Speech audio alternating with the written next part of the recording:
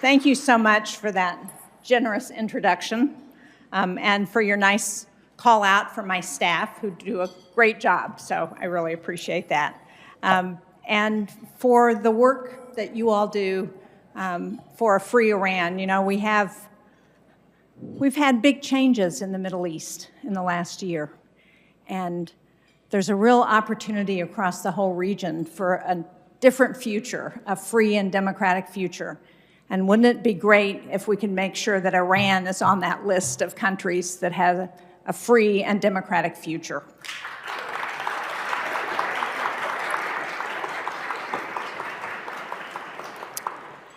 I am always struck by the purpose that brings you all together for these events.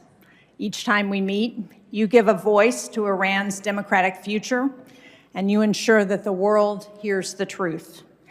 I know that's not easy.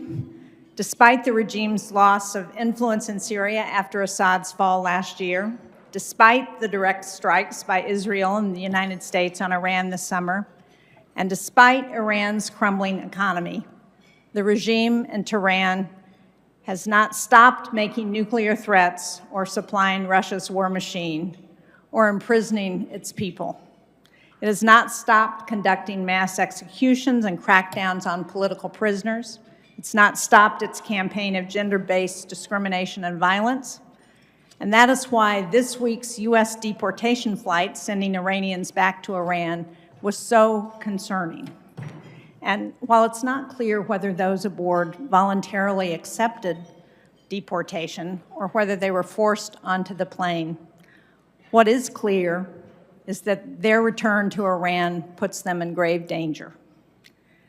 Many reported being called in for interrogation by the intelligence wing of the Revolutionary Guard Corps.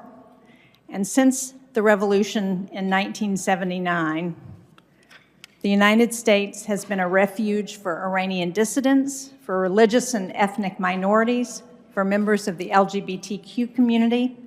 We should be protecting Iranian asylum seekers from deportation, including the residents of Camp Ashraf 3.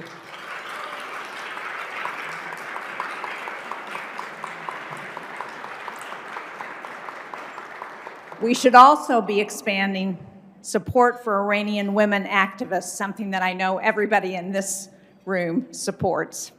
We should be boosting funding for documenting regime abuses, and we should be increasing sanctions on human rights violators in Tehran. The Iranian people deserve a secular, democratic Iran that is free from authoritarian rule. That is also in America's interests. We stand with you in your efforts, and we will continue to partner with you in this fight for democracy, human rights, and justice. I will continue that work as long as I am in the Senate, and I expect to continue it after I leave. So thank you all very much.